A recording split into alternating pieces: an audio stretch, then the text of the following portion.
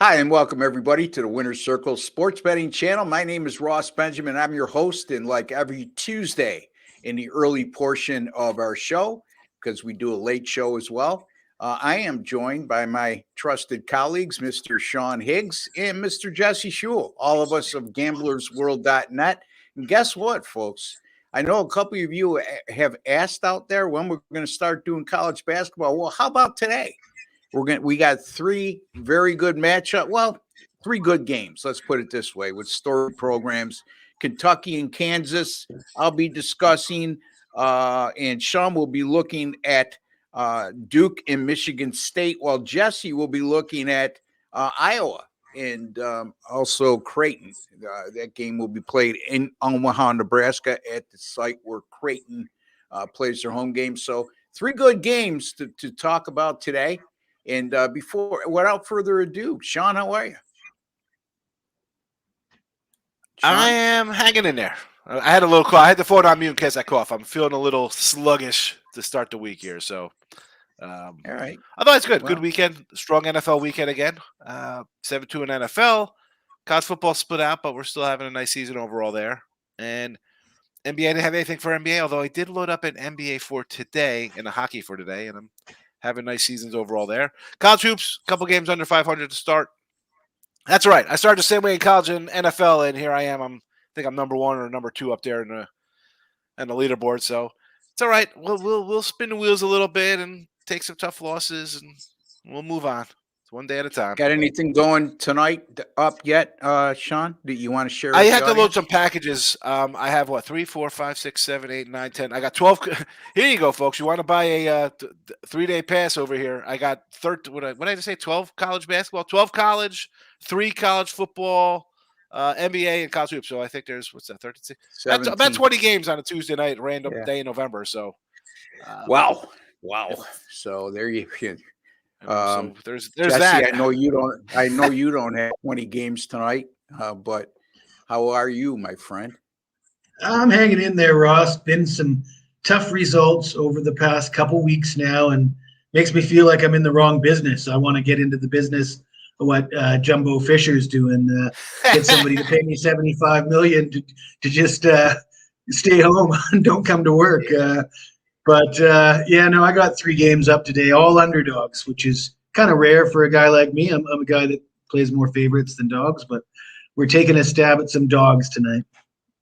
As your buddy Rebel, whatever the number is, his username would say, a lot of oil money at Texas A&M. Jesse, don't you know that? So that's why they can afford to pay. I did think of him when I saw that they were paying Jimbo $57 million or $75 million to scram. Yeah, no doubt. That's crazy. And they can him after he wins 51-0 or whatever the heck they. Go figure, right? And what is the thing? I said that yesterday. I'm like, what is the thing about you get rid of a guy? They have Abilene Christian on deck and then LSU. Wouldn't it be better? Like, all right, they win this week. Just finish out the season. It's and then LSU, he gets trucked by LSU, and then you say, all right, you got to go. But maybe they think he wins out, and there's hope. They beat LSU and that quarterback. Like, well, hey, maybe he just had a couple bad breaks. It could have been a 10-2 season. I don't know. Yeah, you know what? I think the early firing, because I just said, why wouldn't you just let him finish the season out, especially after you just alluded to that 51-10 blowout win. But I guess they had their mind made up, and I guess it gives them more a head start on getting the right guy that they want. Early rumors are they have their eye on Cliff Kingsbury, so that wouldn't be a bad hire for them. Why? Yeah, but I don't know. Why not go to Duke and get your coordinator back from Duke and be like, hey, come back? Yeah. I think Elko deserves the job, and I think he would be a good head coach. But, I mean, let's face it. Who thought that Jimbo was going to do any better than he did? I didn't really, when they hired him, I thought, what makes them think he's the guy, and why are they paying him so much money? And I don't really think he – I mean, what did you expect him to do? You expect him to beat Alabama and LSU every year? That's pretty lofty expectations. And Georgia with the quarterbacks. He didn't have a good quarterback on any of those teams. I mean, he did what you'd expect him to do with what he had to work with. I know they have tons of 5-star recruits, but so does everybody else in the SEC. So I don't think Kingsbury or Elko it's going to take somebody pretty special to come in there and do what they want done, which is to win the SEC. If you bring Cliffy in there to run the offense, like you said, they bring in 5-star quarterbacks. There's no offense. The offense won't he just turn them into Ole Miss? Right. I mean, you need. I don't. Well, that's a discussion. For you're right about Elko. He's deserving of the job, and one of the toughest institutions in the Power 5 conferences to recruit at is Duke. Because of their academic requirements that comes along with whether you're a 4-star or 5-star, you got to meet those requirements. And if you want to go here and you don't, you have to look elsewhere. So going to Texas A&M, he's proven he could win at a program like Duke, and many would contend if you can win at Duke, you can win anywhere. So we'll see. I mean, and like you said, he's their former defensive coordinator, and that's what. In terms of the offense and why Jimbo Fisher, let me just comment on that. We'll move on to another topic. But there's not a lot of head coaches that won a national championship roaming around these days. And Jimbo Fisher's one of them. Think about, Alabama's been dominant. Georgia's been dominant. A couple other guys like Gus Malzahn, he's at UCF.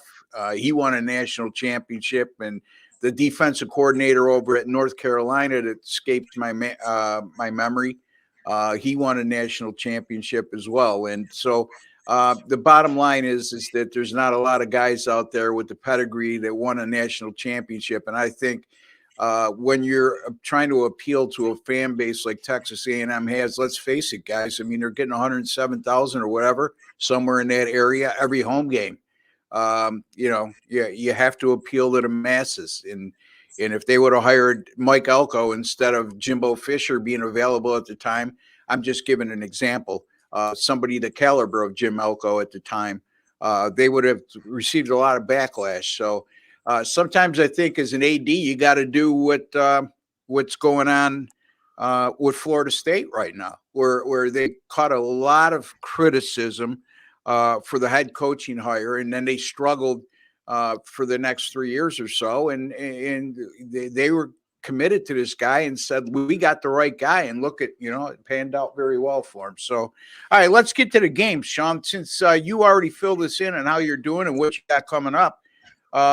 Let's take a look at the game you're going to cover, and that's Duke and Michigan State. Both teams are 1-1. Michigan State, a surprising loser in their opening game as a double-digit favorite against James Madison, and Duke coming off a loss against an extremely good Arizona team, and that game was played at Cameron Indoor Arena. So what do you got for us on this one? Yeah, so as Jess said, he's got a couple underdogs today. I got 9 of them in college hoops today. I kind of like my underdogs.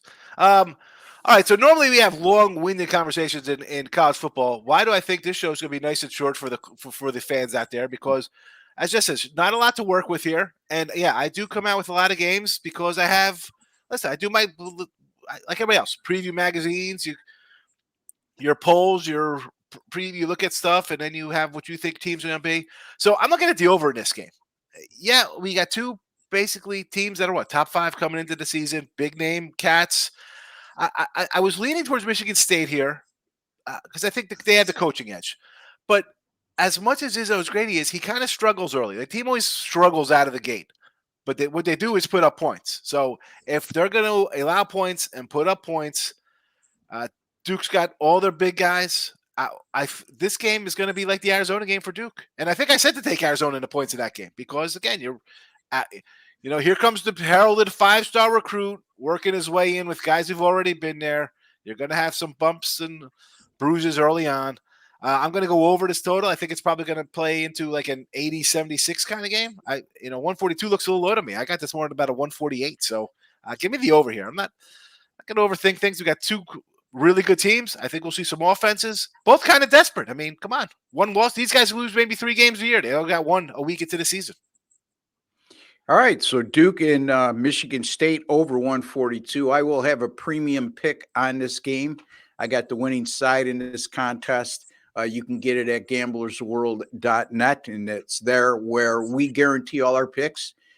Single game and multi-game daily packages or subscription plans of 30 days or fewer. If you buy from any one of us in that regard, if you don't win, you don't make a profit, we'll credit your account back the exact amount that you paid for that specific package. Jesse, what do you think in this Duke? Do you have thoughts, I should say, in this Duke and Michigan State matchup? Yeah, I'd probably lean toward Duke myself, just with all the returning talent. Sean mentioned edge in head coaching for Michigan State, but yeah, I like it as a bounce back game for Duke coming off that loss to Arizona. I know Michigan State's also got a loss, but my lean would certainly be with Duke here. Jesse, how you been? Is there anything you want to share with the audience in terms of? I know you said you've been struggling a little bit over the last 2 weeks, but over the long haul, share with the folks and tell them why they should spend money with you, because over the haul, you've proven, at least since I've been with you, that and before, that you win over the long haul, and everybody's going to have tough streaks, my man. Tell the folks a little bit about yourself, why they should spend money with you. And then we're going to get into your pick, which is going to be in the Iowa Creighton game, which shows Creighton minus 12 and 159.5 as we speak. Yeah, I mean, last night was a disappointing card, and you got to try to put that behind you and stay positive. And I certainly do that on my Twitter page. For those of you who follow me on Twitter, you will see me constantly posting these long-term streaks, screenshots directly from my sports capping account, because I've been on sports capping for over a decade. So I can easily pull up stats for a decade that are documented, that everybody can see. They're all published for free. You don't have to, it's not like it's only available on my Twitter page. You can go directly to the source and see it for yourself. And yeah, last night coming into the St. John's Michigan game, I'd hit 70% of my top rated college basketball sides dating back to 2015. So that number takes a hit. We're down to 69% now. So yeah, there's nothing wrong with that though. And No. as long as those long-term trends continue to hold just to a certain degree, then I'm happy. And I will mention, somebody in the comments said more than once, he left a couple comments and he said, you guys consider 59% stellar? I don't know if you guys saw that question mark. Yeah, well, I think he made it in regards to when I put my record up since August the 4th, that was 59%. And he said, Ross, that's not very good. And did you see my reply? No. So I did some investigating. Yeah. And last year's Hilton Super Contest, the winner hit 60.5%, a shade above that 59 number. A couple thousand entries. There were only 4 guys that hit 59% or better in the Hilton Super Contest last year. So do I consider 59% stellar? Absolutely, I do. Yeah, I think Sean would agree with you as well. Him being a volume handicapper, if he could hit 59%, I saw one comment. I didn't want to respond to it. He's like, that comes out to like $1 a day. Like you put like a free pick thing up, like your free picks are like 59% or something for like last 400 something. He's like, that's like $1 a day. Is that good? And I'm like, I was typing something out. I'm like, you can't explain to these idiots. Like, no. What? I mean, we put. Was that my free pick record for like the last 10 years? Yeah. Oh, it's $1. They made a comment on mine too, Jesse, on my pay selection. One guy came in. I don't know if it's the same guy, but I believe you followed something up with that as well. That I had gone 59%. I mean, I think I have the record right here, I believe. No, I don't.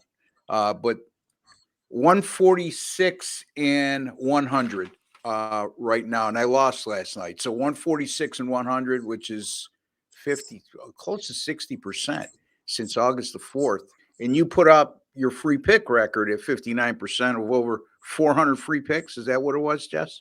Yeah, I mean, I think it was dating back to like Yeah. 2013 or something. I mean, like a 10-year run with free picks. Let me tell you something. Anybody who says, based on those two records that we just shared, that 59% isn't very good, isn't very impressive, isn't stellar, you can't make money, you're ignorant. You're ignorant. I don't know what other way to put it to you, folks. Again, I don't mean to be disrespectful, but that's disrespectful to us, because if you're going to make a comment in the comment sections, have a clue. Okay. When you make comments like that, you're clueless. Anyway, Jesse, let's get to your game. Creighton's minus 12 against Iowa. This line opened at 9. The total's now up to 163 from its 159.5 opener. What's your take here, my friend? Yeah, I mean, you got to like Creighton. Creighton's bringing everybody back. They've got, they're bringing back their top 3 scorers. That center, Krakenbrenner, guy's like a 7-footer. Trey Alexander at guard and Shyman at guard. They also bring in a senior transfer from Utah State, Steve Ashworth, who averaged over 16 points per game last year. And that's from a team that was quite good last season. So you'd expect them to be even better this year. Opposite can be said for Iowa. They lost their top 2 scorers to the NBA. And, I had a look at transfers and nothing really wowed me with Iowa. So makes sense that Creighton would be a double-digit favorite here. And at the opening line, you look at -9 or -10. Maybe I could go with Creighton, but as the money keeps on pouring in, I see you losing value, and now it's up to 12.5. I can't bet on Creighton at 12.5. Certainly not after losing out on the good number, but I do favor Creighton in this game. I will point out I looked at their non-conference schedule from last year, and against Power 5 teams, they did not have any wins of 12.5 points in their non-conference schedule against Power 5 teams. They lost outright to Arizona State, Nebraska, Texas, Arizona, and BYU, and they won by single digits against Texas Tech and Arkansas. Now, some of those teams were ranked, and some of them you'd consider better than Iowa, but some of them would be in the same kind of category.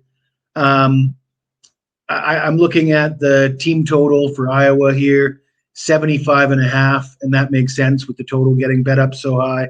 Creighton only allowed 68.4 points per game overall last year. I think if Creighton's going to cover the double-digit spread here, they're going to have to hold Iowa below the 75.5. So I think that's a better way to attack it. Better value on the team total for Iowa under 75.5. All right. So Jesse likes Iowa and Creighton Iowa, their team total under 75.5. And just a friendly note, folks, this game goes at 10 p.m. Eastern time tonight. So a late start. And you look, Sean, at the first 2 games for each of these teams. You want to know why the total is so high? Iowa's averaged 104 points per game, and Creighton 97 points per game. Both teams 2-0. The thing that really strikes me with Iowa is, regardless of the losses that Jesse just alluded to, I mean, they're pushing the pace. I mean, look at their field goal attempts in 2 blowout. It's not like the games went overtime or anything of that nature, but in 2 blowout wins over North Dakota and Alabama State, which leaves a lot to be desired in terms of opposition, but their style of play, you can't ignore. 75 field goal attempts against North Dakota, 72 against Alabama State. Sean, 60 is considered a fast pace in college basketball. They far exceeded that. What's your thoughts? Yeah, but it's the level of competition. North Dakota is not supposed to be all that great, so you drop 100. Yeah, you see a lot of these teams again, put those Sean, 100 spots. my point? My No, point I understand. is, You still want to push the pace against whatever team. That's going to be your tempo playing. Yeah. But if you're going to play a team like Creighton who could play a little defense, do we expect this? Like Jesse says, for them to cover the number, and I still like Creighton to cover this kind of number. They're really good. They're supposed to be a really good team this year. What does that mean? That doesn't mean anything right now. We saw Michigan State lose to a team that's nowhere near their level. But just because teams are averaging 90 points a game, is this game going to be 96-87 with no overtime. No, this game's going to be 82-73, something along those kind of numbers. Both teams, again, high 140s, 150s. I would lean to the over here. I know Jesse's, his lead was towards Creighton. Again, at 9, I'd rather have the 9 than a 12, of course. But our minds are our minds. So we still think Creighton's going to cover the big numbers. So I understand his defensive point, but I don't know. I think this is more of a kind of an over game because I think Creighton's going to put up their high 70s, 80 points. Actually, I shouldn't say that because this is up to what, a 163 now, the total? Yeah. But Sean, at 75.5, if Iowa goes over 75.5, what does Creighton have to score? 88. Exactly. Well, that's why I just said what the new number is. So I'm with you on that because I kind of like the under here. I think it's going to be an under kind of game. Like, why not like an 83-72, something along those kind of in that area. So I'm with you on that under. I like the under for the game there. I'd lean under. Yeah, I mean, and again, to my point about the pace that Iowa likes to play at, it's not like Creighton likes to play slow. They had 67 field goal attempts in their first game. Again, when it comes to points and field goal percentage, I get that.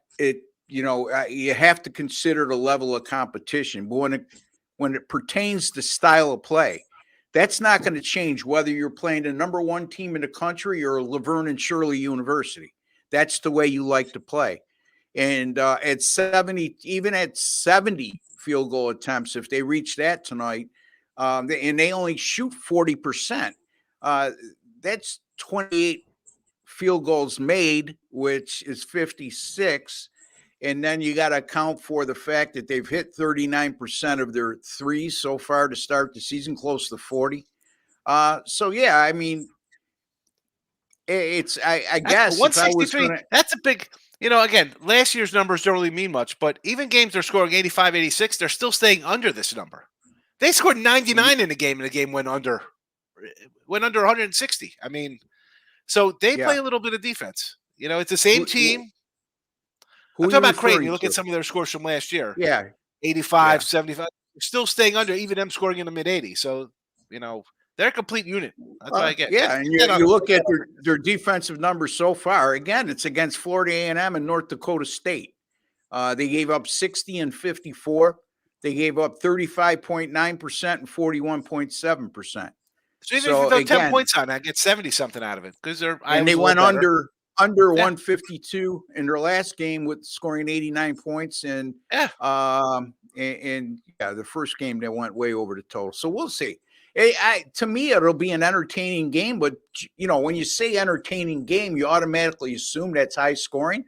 It may be high scoring, and the game still stays under because that's an enormous number. With this total, it doesn't have to get the number to be high scoring game. Exactly right. So, and especially it moved from the 159.5 to 163, and as Jesse likes to say, you missed the boat if you like the over. I would lean over and I would lean Creighton, but I'm not about to be on the wrong side of the line movement.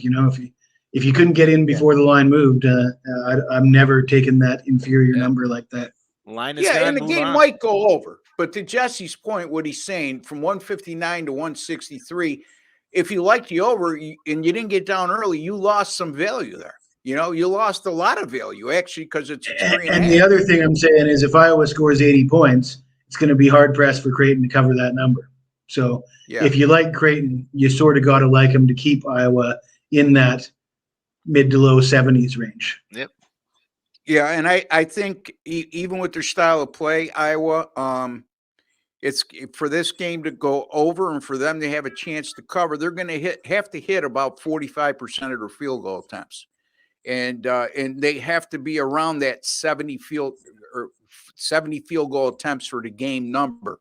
So we'll see. It'll be interesting because Creighton usually doesn't shy away from a fast-paced game, but they could play either style. That's the difference. With Iowa, if they don't have a willing partner or they have somebody who's going to slow the pace of the game down, they could struggle. So again, we'll know a lot, and that's where we're going with this, folks, with these early season matchups. We don't have a lot to go on in terms of a Power 5 team playing quality competition at this stage of the season. So All right, so let me look at Kentucky and Kansas. Before I get to that, folks, real quickly, on my streaks I got going on of late, my NBA 30-14 since April 26th of last year. That's good for 68.2%. My college basketball totals, which I love, and going back to last year, actually 12-18 of 2022.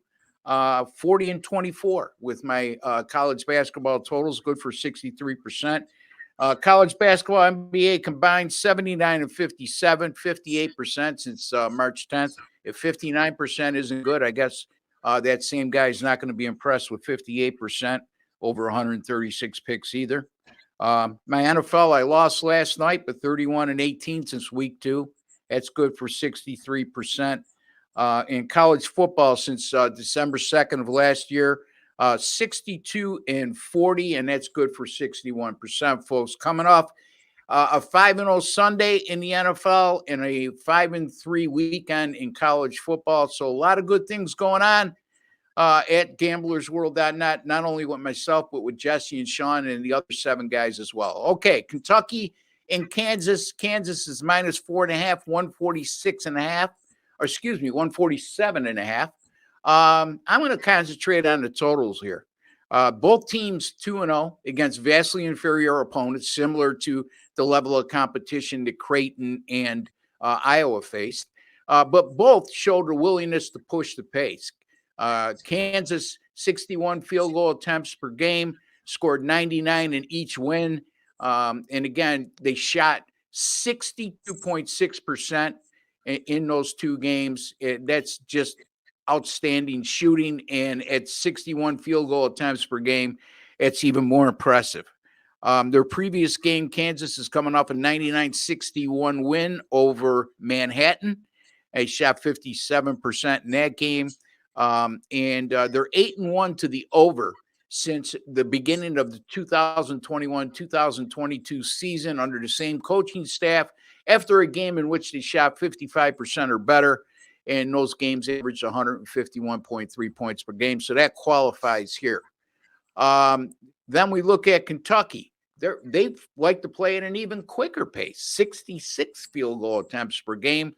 They average 10 steals a game, which is an extremely high number over the first 2 contests. Let's keep that in perspective.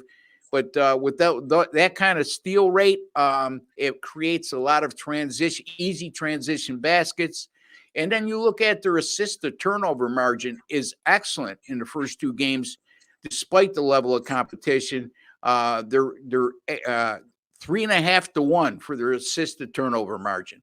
The first 2 games, they scored 81 and 86% and shot 48.5% from the field. I'm going to take a small shot here. I'm not crazy about it, but I certainly have a strong lean here. I'm going to take Kentucky and Kansas over 147.5. Sean? Yeah, I'm looking. I want to take Kansas here. Just I think they're the better team. And Coach Cal, as great as he gets guys in there, I don't know. I'm not buying it against the top elite teams. I know they've kind of split out over the last few years when they play head-to-head, but they got the big kid from Michigan transferred in. Give me Kansas here. It's a 7. I mean, these guys. So basically, you need to win by 10. Like this is 7 to me. Might as well be 10 when you worry about a team at home. Yeah, it opened at 4.5, Sean. Exactly. So yeah. People are still pounding on Kansas.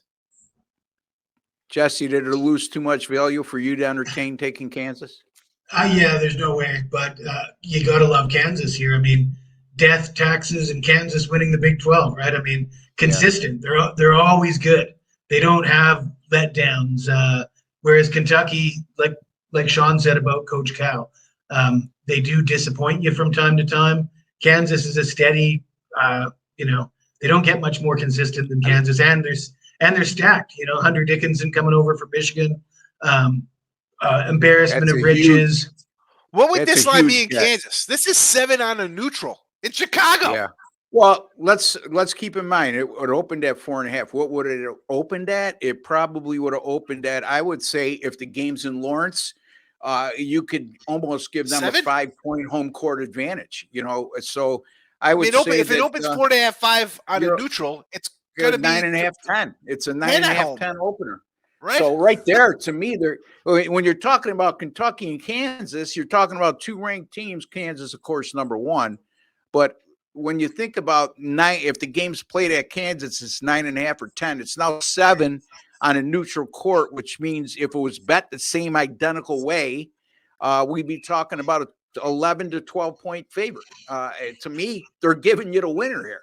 I know that they're trying to lure you in here with taking Kentucky as a sizable underdog, but when it looks that easy in sports betting, folks, more times than not, it is. Nope. So it's keep in mind.